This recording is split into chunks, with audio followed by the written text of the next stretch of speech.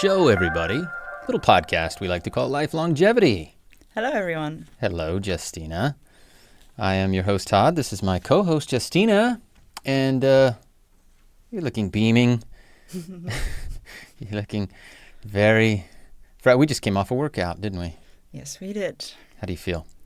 Oh, like energized, like I've got, even though the exercise itself was fairly challenging, I feel even more energized. Yeah. I could climb the walls. You like a good workout, don't you? I do. And for the first time, I actually like to do it at home. I was never one who could just put exercise on the screen and follow it. I needed a group or I needed to be outside.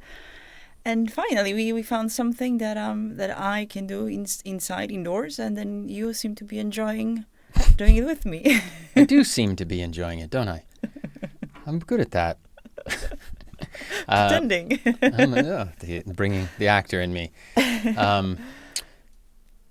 So we're using that app. We're still with them, yes. Still with them. Some of them I find are better than others. But I'm really keen, we're working on the booty, everybody. Justyna's learned the word booty. She's still trying to pronounce it. It's not the... I'm familiar, I've been familiar with the word, it's just the pronunciation. It's not a proper word anyway. It's the glutamus. Glutamus maximus, glutamus minimus. This is an area of concentration that I've been lacking myself for a long time. Typical skinny white dude with no booty. But we're changing all that. Feels good. Does feel good. And yeah, we're doing it at home. We might even post some videos of us just working out. It's a little ridiculous to watch, but that's part of the fun. And it's funny because one would have thought that this is just, a little girl on the screen showing you some kicks. Oh, that's yeah. And then she kicks your ass is what she does. Yeah, it's like this little girl. All right, everybody. Today we're just going to do this. It's going to be fun. You might feel it a little bit, and then she just proceeds to basically destroy us as she goes on. I'm having a little trouble with my... Come here. Give me that. Thank you. So what are we talking about today? Well, today we are following up on the previous podcast where we were discussing your gut microbiome results. Oh boy, we're still on my guts. Huh?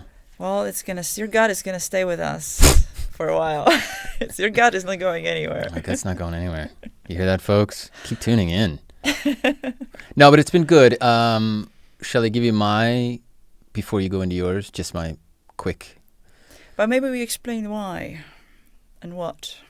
Well, I'm just generally, and a recap. I suffer from psoriasis, and we have been, for a long time, trying to figure out what it is and why. If you listen to previous episode, we go all into that. But basically, my skin condition became this kind of thing that seemed unresolvable other than just with ointments. And essentially, we understood that it became an issue with inflammation, or that it was an issue with inflammation, that we didn't understand that at the time. And now we're fighting, what's causing the inflammation? Is it leaky gut? And we finally kind of landed on, or you did, rather, all credit due, tip of the hat, tip of the cap, on histamine and having high histamine foods and then dealing with histamines in my system, which you will explain, but essentially I don't have probably the proper gut microbiome to deal with an overload of histamine. So I've cut way back on my on foods with histamine, and you were kind enough to produce a very thorough list of foods that I could eat, and they were all boring. All my favorites are gone. All the good ones, avocados gone, chocolate's gone, coffee's gone. So we've been experimenting with that, but we haven't gone full bore yet, have we? No, we have not, because actually going full on requires dedication. What are you trying to imply? No, nothing, about you. It's just a very, very factual approach here. We have to actually go to do our groceries every other day, because everything for Todd needs to be fresh. Right. Yeah. He's very precious like well, that. I demand fresh. Sorry. How old are these eggs? Laid yesterday? No good. So part of the low histamine diet means that everything has to be fresh because histamines accumulate, and I've learned all this from Justyna, thank you.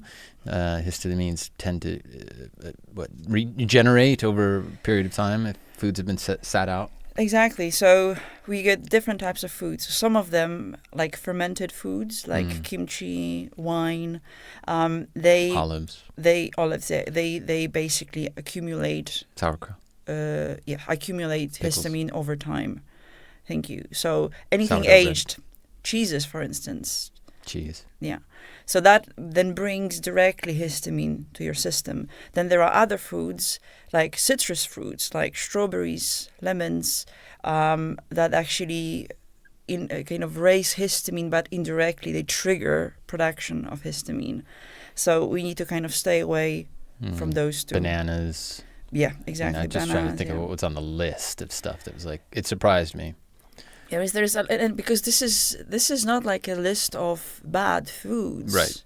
Those are just foods that trigger histamine, and in a normal functioning body, the system will be able to accurately, use the histamine and break it where necessary. Because at the end of the day, we need histamine. Histamine is needed for production of bile. Histamine is needed to actually stay concentrated and awake. So histamine, we are not trying to remove histamine from your body. We just need to I just don't have what it takes to fight the histamine. Exactly, to keep it at the right level. Yeah, you just don't break it naturally yourself at the right rate. So this is why you need support. So wait, I'm confused. The histamine is created or stimulated? Because you said stimulated. Both. So if you eat foods containing histamine, like you have a glass of wine or you have sauerkraut, cheese, you literally just deliver histamine to your gut.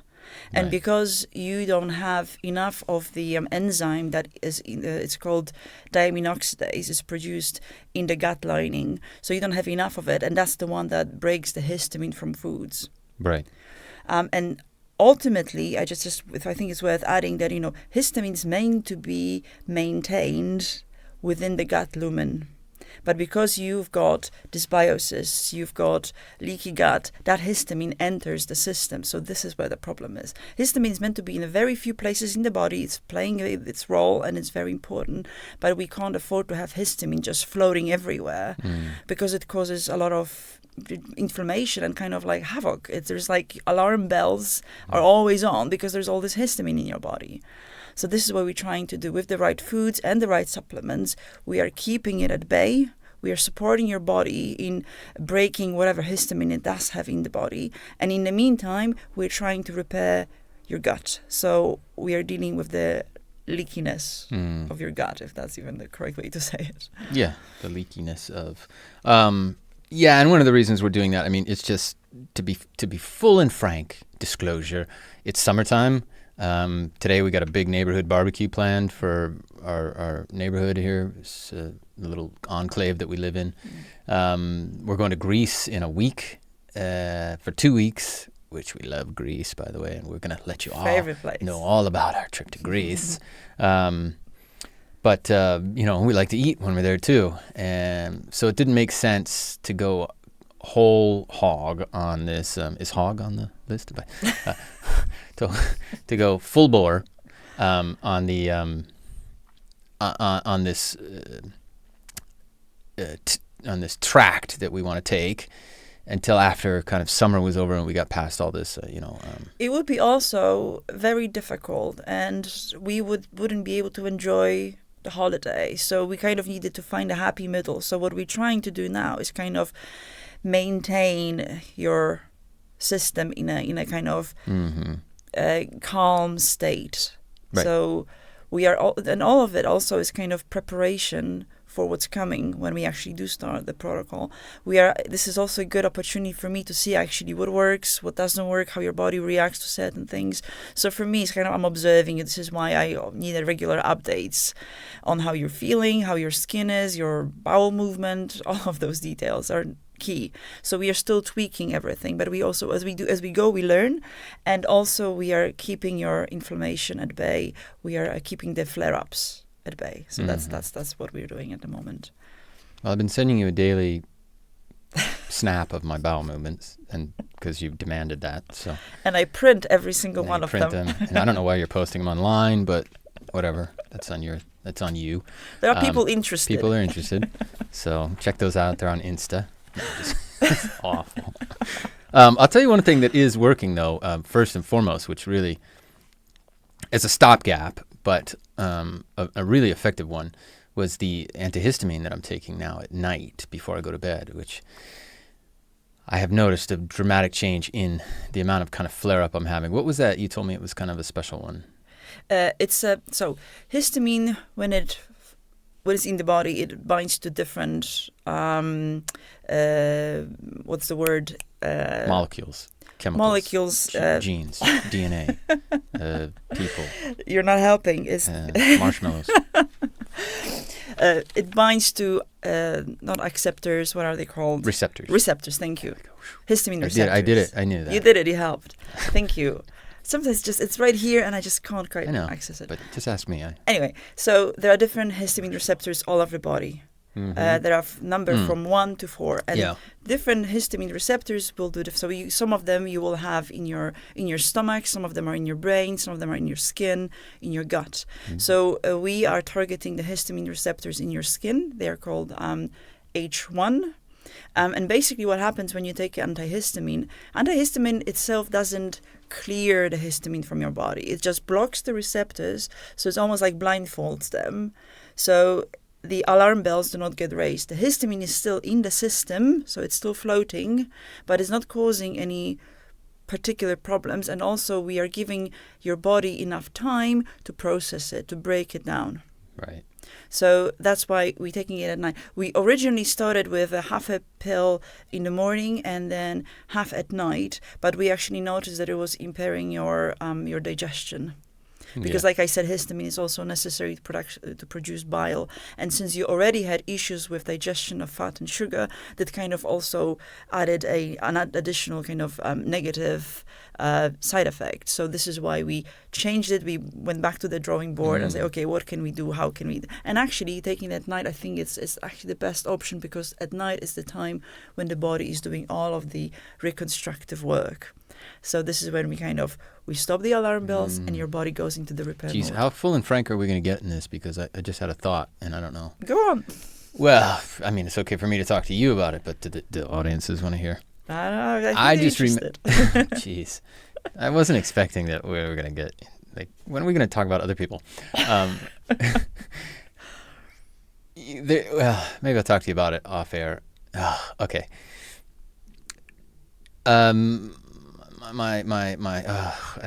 It's really, we're not supposed to talk about me.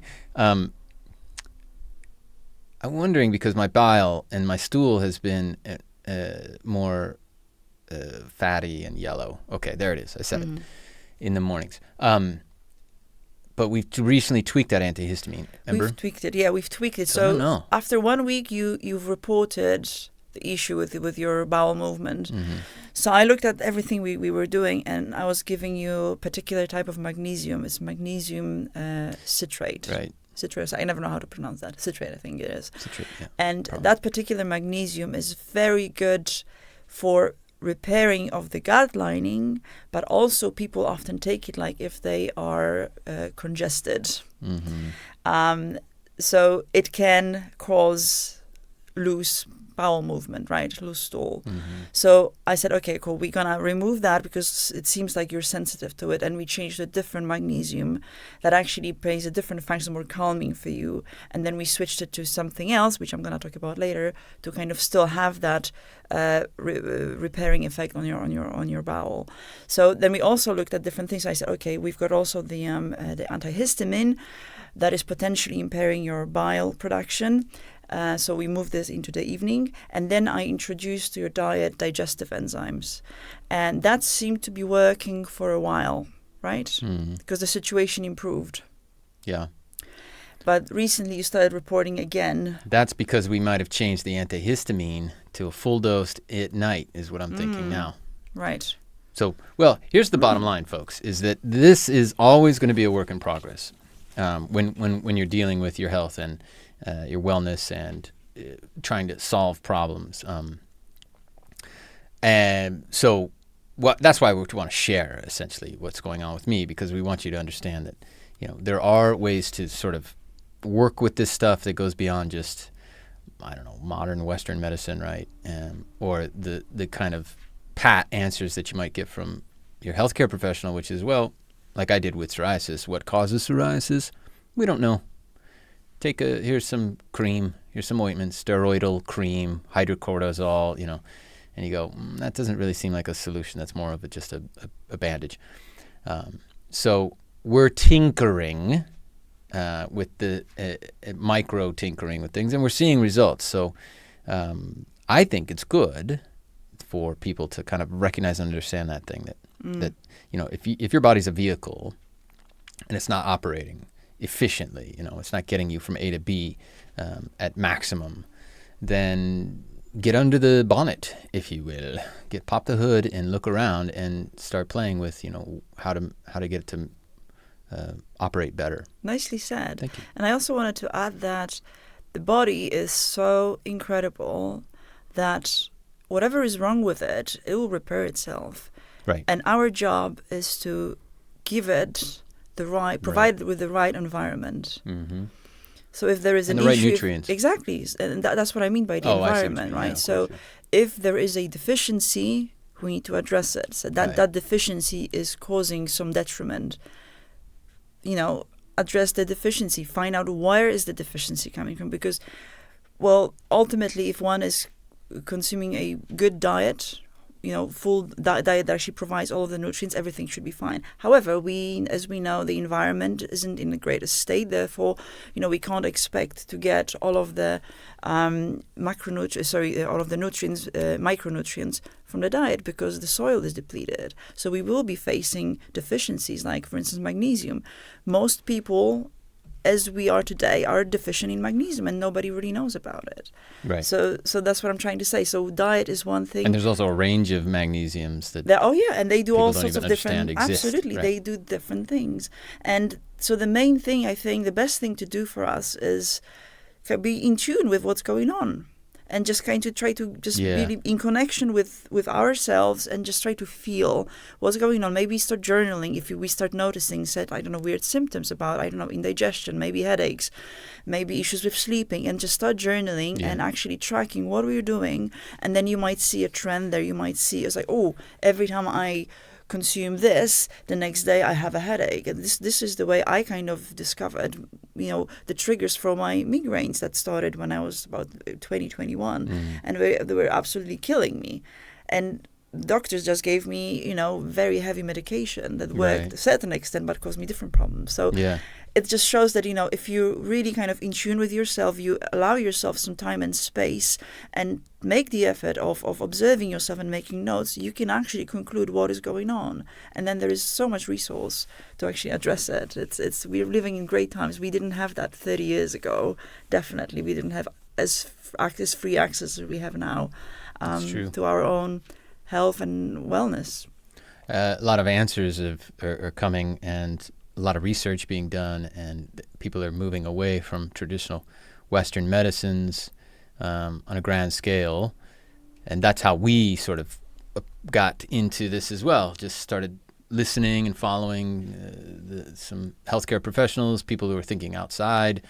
We're looking for other answers, and we're coming up with them. And that began our journey really to sort of shape and shift. But I guess what I'm saying is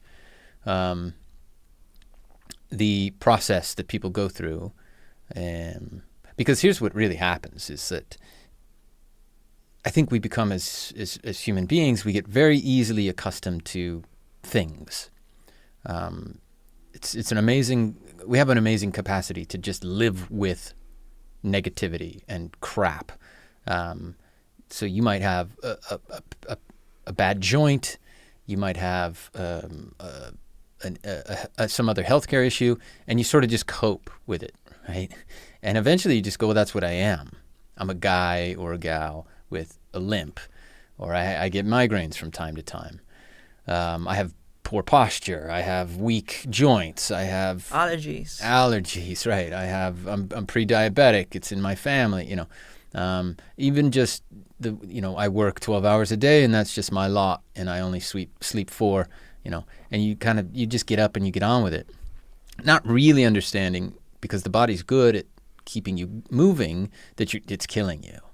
And it's not until you hit 50, 60, if you do make it that long, that you really start to look and feel like crap. And it's all of a sudden, everything at once goes boom, it slams into you and goes, well, you've had a series of problems for years that you've sort of ignored. So the message for everybody, if there is a message here, folks, is to start just focusing on those little things and don't ignore them for now. And don't go, well, yeah, that's how I'm built, or it's just genetic. Yeah, it runs in the family. That's the one that drives me nuts. Right? Because to me, it's not that it runs in the family. It's just the family is following the same pattern. Right. Therefore, everybody in the family is struggling with the same thing. It's like obesity runs in my family. Exactly. Yeah, because for generations back, people ate just nothing but processed we might crap. Be, genetically kind of predisposed to certain things, but it doesn't mean that we have to suffer from this or that, or be this or that, because it's just a matter of adjusting. We know epigenetics, it's been going on around for the last 20 years, but I think it's only been the last 10 years when we are kind of more educated about it, that you have a gene, but you don't have to activate it, and it's really up to us which genes get activated and which not. And particularly if you do have that gene, then to know it in advance and make efforts not to then, put pressure on whatever you're predisposed to, let's say. If Alzheimer's, for example, runs in your family, people have had it, then you're on a slippery slope, because you're sort of built to, if you don't take care of yourself, then that's inevitable.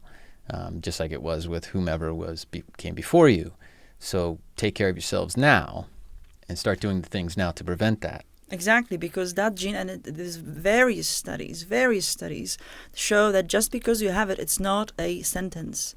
Right. This is not a sentence. You just need to be more vigilant than others, and you're going to be fine. Yeah. You're not going to be affected by this disease. You just need to take care of your diet and your health, and you don't have to die with this, debilitating and horrifying and disease. Put your family through it too. That's another one. I'm always like, geez, I don't, I got kids. I don't want them. I've seen my parents go in bad ways and really just let themselves go.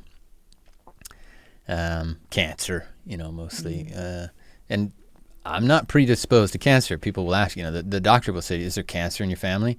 And you go, yeah. And then they diagnose you with cancer. They go, well, it runs in your family. And you go, screw that. I'm not getting cancer. You know what I mean? I know why my parents got cancer. They didn't take care of themselves and their bodies. Yeah. I wish I could go back now with the knowledge I have and sort of help them and beg them. But that's another reason to start taking care of yourself now.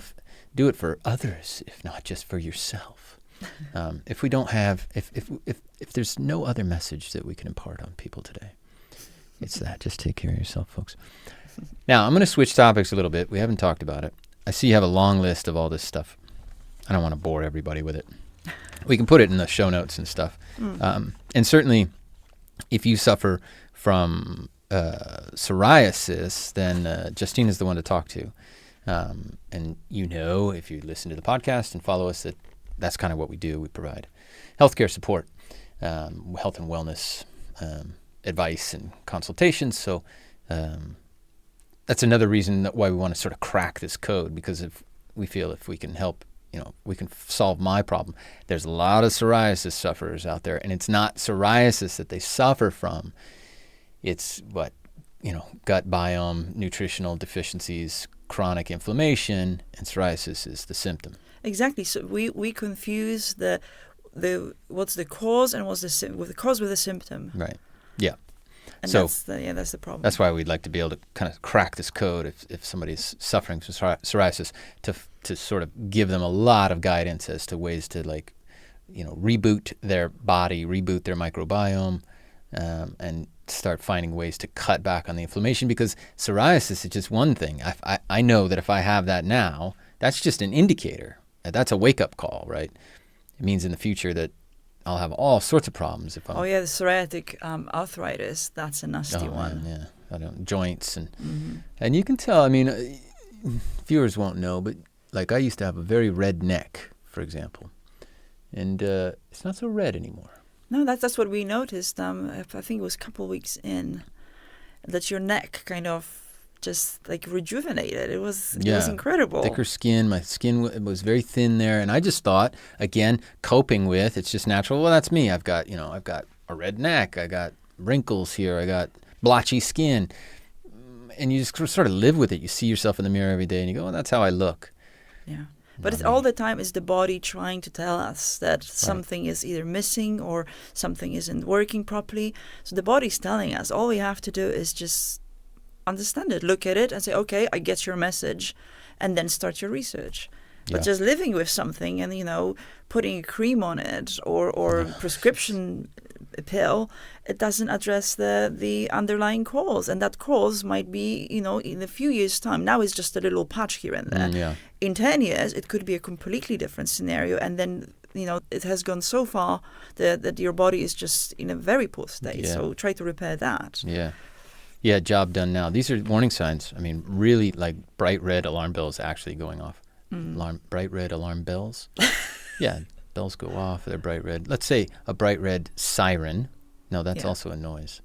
That's a noise. The light. Bright red indicator light with a bell. Anyway. Yeah, so that's...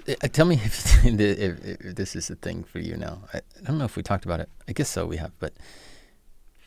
I've gotten to the point now because I've been doing so much on myself that when I meet people or see people in public, I can tell right away if they're sick. Mm-hmm. Yeah, it's become a thing, right? You see him on TV and stuff. Like, yeah, well, we noticed those things. There was a guy we watched the other night. He was about roughly my age, and he looked like hell. Bags under the eyes, and it just the kind of ghost gray around him, and gaunt, and I think you just get used to that. Yeah, because it's kind of like that's what we do, right? We don't feel very well. We like our comforts, right? And the more comfortable we become, the less healthy we become, because we were not meant to be always at the perfect temperature. We were meant to be a little hot, a little cold. We were meant to be, a little, I don't know, just a little achy here and there. We were meant to put the body through paces to actually continuously work. And if you notice, this is something that we've been kind of dealing with for quite some time. In the winter, you get so cold. Yeah. You get really, really cold. And I also get cold, but not to that level. So I started kind of thinking about it in terms of like, your thermostat is not adjusted correctly to provide you with the warmth that your body needs. You should be able to create enough warmth for yourself.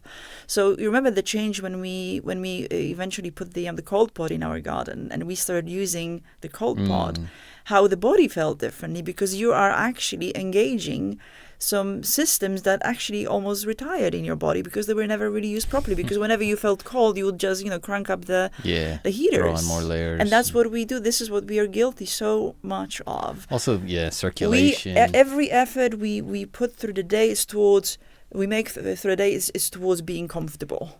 God forbid we are uncomfortable, and then this leads to all kind of chronic diseases. But we are mainly focused on, I need to be comfortable, and then if there's an issue, we go to the GP, get a prescription, job done. Yeah, comfortable, and I want to eat what I want to eat. Oh, that's another one. Oh, that's the biggest one. That is the biggest one, yeah. It's like, well, why should I deny myself? Right. Yeah, I'm going to enjoy life. Yeah. But I think, again, looking down the road, you see that, you're going to get to this point where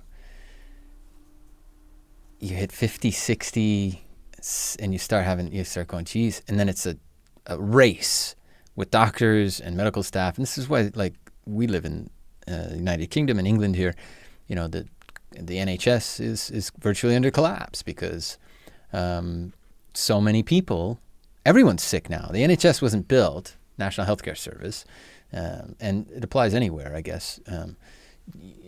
These systems weren't built for everyone to be sick and dying. It was built for, the small percentage that do get sick from kind of known diseases. And not that everybody comes in with cancer and diabetes and whole gallstones and whatever, a whole host of other ailments that are avoidable. But because the lifestyle choices, yes, wanting to stay comfortable, not moving, and wanting to eat crap. Exactly. I want to eat where I want, what I want. Yeah. I want to sit on the sofa, watch television all day long and be entertained. Yeah. Well, that's what I want to do as well, to be fair. Like, I get it. But somehow that's going to be hard work for us, by the way, babe, to like work with people who know that they're ill but have to break these bad habits. This is the biggest challenge. Because this is all, I think a lot of it is just deeply rooted psychologically. I mean, yeah, because you can't just tell somebody. You can tell somebody all day what they need to do. Yeah. But getting them to do it. Well, what was we can talk about that real quick. We watched the documentary about the Biggest Loser, American reality show. Oh, yeah. Oh, my God. Yeah. And that was another example of how it was like Fat, Sick, and Nearly Dead was a documentary years ago about that Australian guy that was juicing.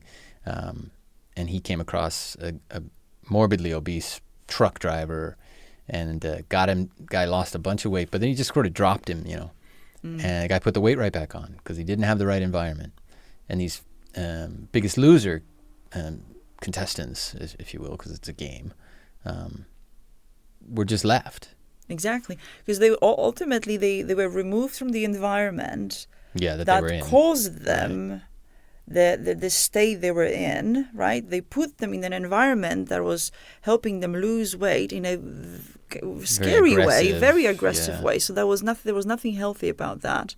But anyway, so they lost a bunch of weight, but then you put them right back. Yeah, just eject to them the same back out exactly. Into the and how can you expect that they are going to be any different? They gain the weight back. Yeah. There's no surprise there because at the end of the day, a lot of, especially with the people being overweight, it's a psychological issue. There is emotional eating that is a huge problem to a lot of people. So you can't put someone back into the exact same environment and expect there you go. that You've lost the weight. Yep. Now a new lease on life. Exactly. Cherish it and take care of it, and best of luck.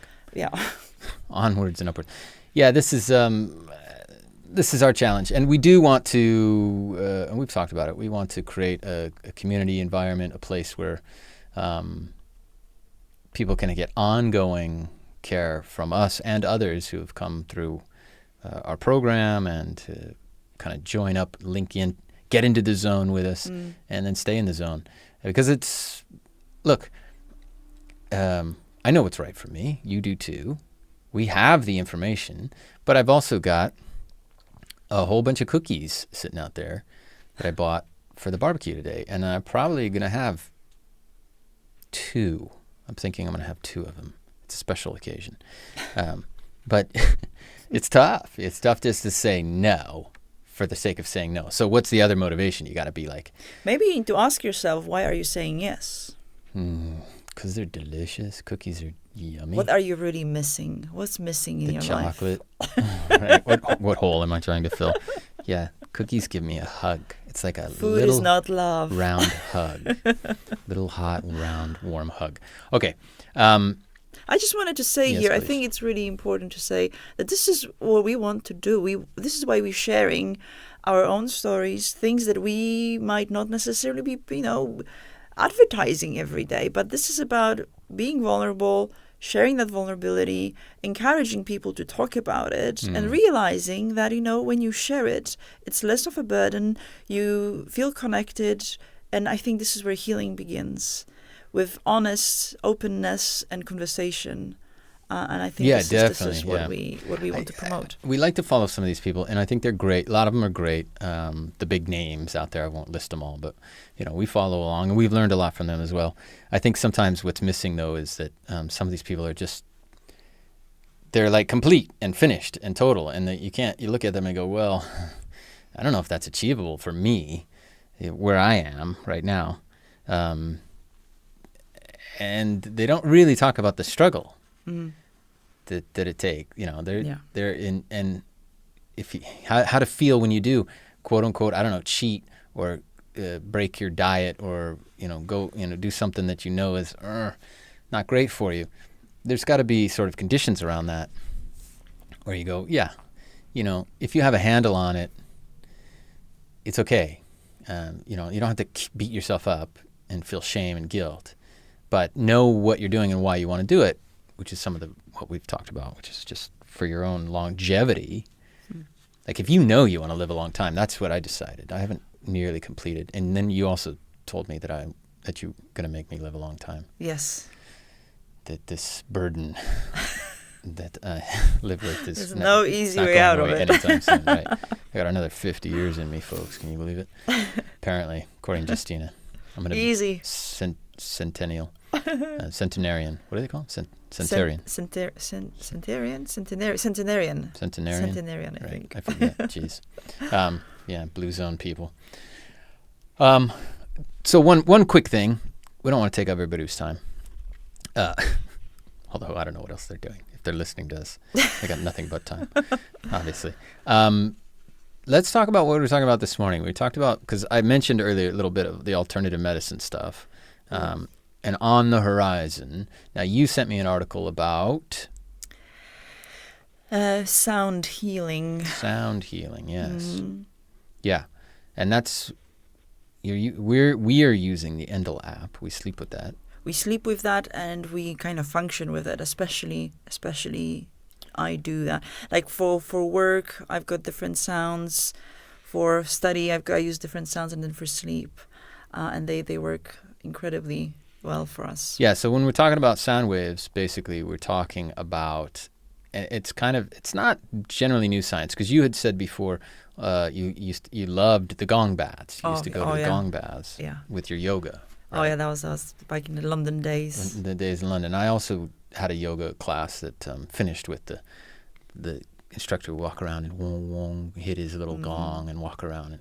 And the feeling when the sound wave passes through your body is just so... For some, yeah. Relaxing. For others, I think it can be... So there's some people actually, there's some people that are very sensitive to it. They don't tolerate it very well. But we say sound, but what we're actually talking about is the frequency. Yeah.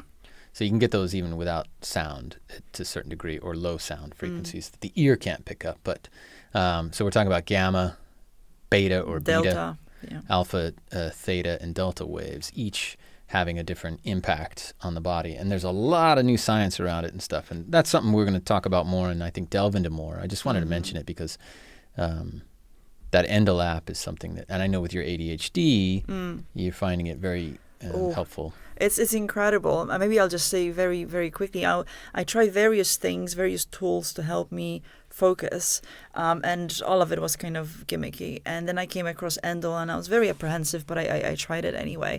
And I just didn't know what happened to me. I put the sounds on. I started working on whatever it is I was doing at work. And then suddenly, it was like 45 minutes later. And I didn't know what the hell happened to me. Honestly, I was like in a vacuum. And I was like, oh, is it just a weird one-off thing? And then I started using it more and more frequently, and it happens every time. It's pretty incredible. And I feel like, it has, so it's got a huge potential for mental conditions. But I have a feeling, I haven't read enough about it, that it actually can have a healing, soothing effect on the rest of the body. Because at the end of the day, every cell in our body's got its own frequency. So I know that with frequencies, you can actually improve absorption of nutrients. There is a certain frequency which actually works with vitamin C. So there's a whole huge science about it, and I wonder if we might be able to find a frequency that potentially could work with the gut, maybe with skin healing. We'll see, but this is a very exciting field, and I am looking forward to learning more about it. I think in the next 10 years that's going to develop hugely well. I think Endel is sort of the end result of lots of research into this field, and then developing a pretty decent app. Maybe we can talk to some of those people from Endel at some point and get a little bit more insight and information about how it works and what it does. And the other thing was that I came across was bioelectric medicine, or bioelectronic, or electrocuticals it's called. I don't think it really even quite has a name yet, which is a very emerging sort of field in medical science. And that focuses on sending electronic signals or electrical signals to diagnose and monitor and treat disease and injury. And I know they're doing a lot of work on that in Stanford. It involves sort of stimulation of the vagus nerve, deep brain stimulation, transcutaneous electrical nerve stimulation, TENS. Sometimes they can put an implantable device that will. So this is also a rapidly growing field. We don't pay attention to that and follow as we go, as we move forward and see where that's taking us. I still believe rooted in, honestly, in exercise and nutrition as the cornerstones, but and also, like, I would say, just getting out into nature and detaching, getting off the phone, getting away from the computer. Exactly, because the noise is actually such a huge... The stimulation. It's the constant stimulation. Our brains are not designed, not wired in a way to handle the constant stimulation, the constant alerts about news and emails and messages. We are not meant to be like this. This is why some people that are more sensitive than others then develop anxiety and I think, and actually in that article that I sent to you, it said really well that these conditions, they cannot be addressed with a pill, what was it? They listed pill, diet. It has to be something calming for the brain. So if we're overstimulated, we need to bring the stimulation down, and the best way to do it is with frequencies. Or detaching is, I think, this is why I say the cornerstone is, if we get back to how we're meant to live. That's true. Live in communities where we have love and friendship around us, and we eat well, organically and healthy, and not processed crap, and we live in nature, and we exercise daily, we're working daily. These kind of people you see in the blue zones, I think these are the cornerstones. But now, because of the society we live in, fast-paced and constant stimulation, we're having to find all kinds of disruptors for the overstimulation that we're getting. So exactly, like we live in a countryside, so we have the privilege to actually leave the house and go and just go for long countryside walks. Yeah, but if you live in London, in a busy city, or any other busy city, you have to find ways to kind of meditate yourself out of the reality that you're in. Switch everything off. It's really hard. And then even if you live in the country, but you're on your phone all day or whatever, and this is what's happening to young people and teenagers and stuff, and it's becoming a whole, we're getting into a crisis situation with this, and it's not going to stop. It's just kind of keep going. So we're going to see where it takes us all, folks. It's exciting. It's exciting times for health and longevity. In the field thereof, and we're just trying to, give ourselves a fighting chance at this point. Figure out ways. Okay, last thing. Do you remember I promised you a surprise? Oh, yes. On a few. Oh, yes, of course. Of course. And I've never delivered. And I've held off on the surprise now for quite a while. Huh. I'm amazed that you're pretty good at withholding stuff. I'm usually the one that has a difficulty waiting, but I kind of forgot about it. Good. Well, I'm glad you forgot about it. Mm-hmm. How can I do this without exposing my... Well, okay. You remember when you signed us up for the marathon? The London Marathon? Yeah. And then... Remember when you're in bed and you're like, did you get in? Because you get the email, right? Each time. Oh, my God. You get the email. I get the email that says whether or not you made it. Because London Marathon is basically a lottery. Yeah. And you have to sign up in advance. And you have signed us up now for how many years? Well, I think 3 or 4 years. 3 years, I think. 3 years, because it was a pandemic before, Yeah, right after the marathon. You tend to always sign us up. And you asked, did you get in? When we were laying in bed and we were both looking at our phones, which you shouldn't do, by the way, folks. It's not good for you. Very bad. Turn it off before you go to bed and lock it in a Faraday cage. So I guess what I'm trying to tell you here. Oh, my God, you got in. This is incredible. Without exposing my email to everybody. I got in. Oh, my God. You are in so much trouble. And I'm glad that I didn't share it with you up until now.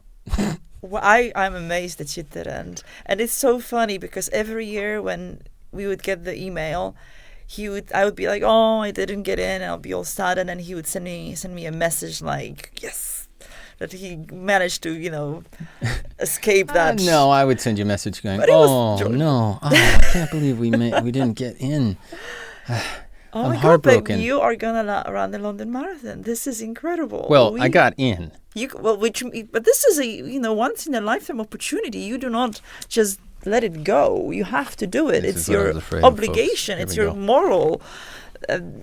It's moral obligation, and I'm gonna make sure that you're ready. You owe it to the city of Absolutely. London. You know how many years I've been trying to get in. I don't care. It's a decade. It's probably a decade that I've been trying, and I know people have been applying for like 30 years, and they never managed to And get the in. guy You got who in. doesn't He doesn't even even want to care. do it and doesn't care and is so just...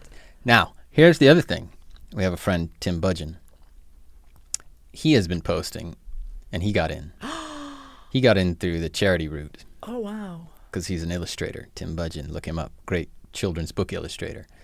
A friend of ours, and he's been training like a dog. And he's been posting his trainings and stuff. So you can kind of go... you can see on his, I guess, Instagram or his other channels that he's been really training. He and Star are the only other two people I told. I mean, first of all, I get it. But Right. then it's been 4 months. Almost 5 months. Not telling me is 5 one months? thing. Yeah, 5 months. Since I got the... Oh, no, actually, no, No. because the ballot was April, and then the results were Yeah. on July. Okay. Yeah, it's been like 2 months. Okay, we finished this podcast. You Here put we your go. shoes on, and we're going for a run. Here we go, folks. This is why I held off, by the way, because now I have to start training and Justyna as coach. Oh my God, this is gonna be incredible. We are gonna have so much fun. Look at the excitement. I've really made your day, haven't I? You know what? I am jealous, but I am also very happy because it's the best outcome. Because if I were the one who got in, then I would be the one that would have to train, and you, I don't know, you wouldn't necessarily be as dedicated. Whereas the other way around, I will be so dedicated in your training that I will. This is what I'm afraid of. You are in so much trouble. Dedicated to my training. All right, folks. Thank you for joining us on the Life Longevity Zone. We talked about a lot of great things today. We did. We ran the gamut. It looks like I'll be running the London Marathon in April. Amazing. The ripe old age of 32. All right. We'll update you with all our training and more as we move forward. Until then, live well. Take care.